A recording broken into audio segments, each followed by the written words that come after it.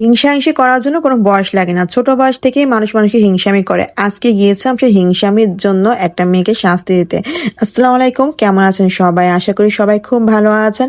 আমার ভাইয়ের মেয়েটাকে স্কুলে একটা মেয়ে খুব ডিস্টার্ব করতো, মানে ওকে খুবই বিরক্ত করতো, মারতো, তারপর ওর কলম পেন্সিল যেটাই বলেন ব্যাগ সব দাগাদাগি করতো। প্রায় অনেকবার এসে এসে আমাকে বলতো যে আম্মা তুমি একটু আমার স্কুলে চলো তো, ওই মেয়েটা আমার সাথে এরকম করে।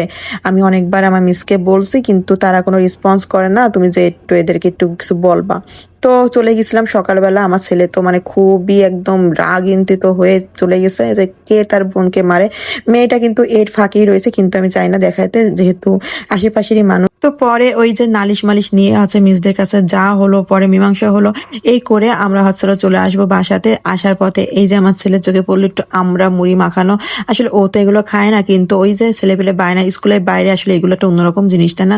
আমরা ওই সময় এগুলো করছি, তো কি বলবো, এগুলো তো করাই লাগে, এগুলো একটা আবদার বলতে পারেন। তো দিলাম, এত নিষেধ করি এই বাইরে জিনিস খাওয়া নিষেধ, আসলে আমরা চোখেই দেখি কিন্তু মাছি ভ্যান ভ্যান করে, তারপর কত জীবাণু থাকে। তারপরও এইটা না দিলে আমাদের হয় না, আমরা আসলে আসল খারাপ, কি বলেন? তো আমার ছেলেকে নিয়ে হাঁটতে হাঁটতে চলে আসলাম, যেহেতু স্কুল একদমই বাসার পাশে। তো বৃষ্টিও হয়েছে, রাস্তা বেশ ভিজা ভিজা। আমার ছেলে পিছু পিছু আসতেছে, যে দেখি মা তো রান্না বান্না করে রাখছে, আর এই যে 2 রকম মাছও রান্না করে রাখছে। একটু শরবত দিল, খেয়ে নিলাম। আর আমি এখন দেখবো কি কি রান্না, আগলা করে করে দেখতেছি আর আপনাদেরকে দেখাচ্ছি। মানে দুপুরবেলা চলে আসছি, আর মা আমাকে বলে দিছিল যেহেতু স্কুলের টাইম শেষে আমিও যাবো 1টা বাজে, তো বাসাতে কিছু রান্না বান্না করার দরকার নেই, একবার তোয়াফা স্কুল থেকে এসে বাসায় এসে খেয়ে যাবি, আবার নিয়েও যাবি। তো এই জন্য আমি একদম ফ্রি ভাবে বেরিয়েছিলাম, বাসাতে কোনো রান্না বান্নাই করিনি। আর খেয়ে দিয়ে দুপুরবেলায় বেরিয়ে পড়ছিলাম, বাসাতে চলে যাব। আর বাসায় যে ছেলেকে ঘুম পড়া দেবো। ওই যে বাচ্চা কাছে যতই নানি বাড়ি দাদি বাড়ি পাগল হোক, বাপ থাকলে তো বাচ্চারা কোথাও থাকতে চায় না। তো আমার ছেলে অবস্থা, বোনকে দেখে ছুটে চলে গেছে, দেখেন কোলে উঠে পড়ছে লাফ দিয়ে, কোথায় গাড়ি আসে একটু খেয়াল করে না, উঠে পড়ছে। পরে এখন তো সে যাবে, আমার সাথে বায়না ধরছে। পরে আমি বললাম যে যা বিকেলবেলা আসিস, আমি তোর জন্য স্যান্ডউইচ রান্না করব, মানে বানাবো আর কি, খাবি তো। বাসায় যে একটু ড্রেস মেস খোল, গোসল পানি কর, এই করে বুঝাই তো দিয়ে আসলাম। পরে এই যে বিকেলবেলা চলেও আসছে, আর আমি তো ওদের জন্য স্যান্ডউইচ বানাচ্ছিলাম। বাসাতে যা ছিল ওইটা দিয়ে খুবই হালকা পাতলা করব, যেহেতু বাচ্চারা খাবে, আমি হাবি যাবে দিলেও তো ওরা খাবে না।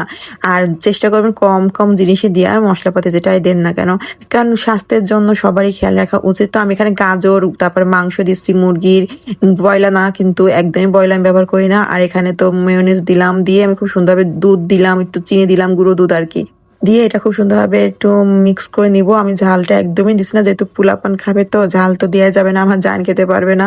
এটা খুব সুন্দরভাবে একটু মাখায় মুখায় রাখলাম। আর এই ভিতরে দেবো হচ্ছে শসা। শসা ছাড়া একদমই ভালো লাগবে না, মজা লাগবে না। মাঝে মাঝে ভাবি, আমার এমনিতেই বাচ্চা কাচ্চায় কেউ কিছু বললে আমার খুবই রাগ উঠে যায়, মানে কেউ কিছু বলতে পারবে না, আমারটা আমি বলবো, এরকম একটা আমার সেন্স। তা স্কুল দিলে পরে আমার ছেলে কি করবে, যেহেতু তোয়াফার স্কুলে এই যে হিংসামি গুলো, বাচ্চা কাচ্চা একের সাথে ঝগড়াঝাটি করে, তারপর একটু মারামারি, এগুলো তো হয়েই থাকে স্কুল লাইফে। কিন্তু আমার মনে হয় আমার ছেলেকে দেওয়ার পর যদি এরকম করে, আমি কি যে করবো, আমি যে কি যে করবো, আমার খুব রাগ উঠে যায়। কিন্তু হ্যাঁ, কিন্তু তারপরও মা সহ্য করতে হবে, স্কুলে দিতে হবে, পড়াশোনা তো করাতে হবে, তাই না বলেন? কিন্তু দিন দিন যত সন্তান চোখের সামনে বড় হয়, তত নানান রকম চিন্তা হয়, তারপরে আরো কত কত চিন্তা যে মাথায় আসবে, কি বলবো।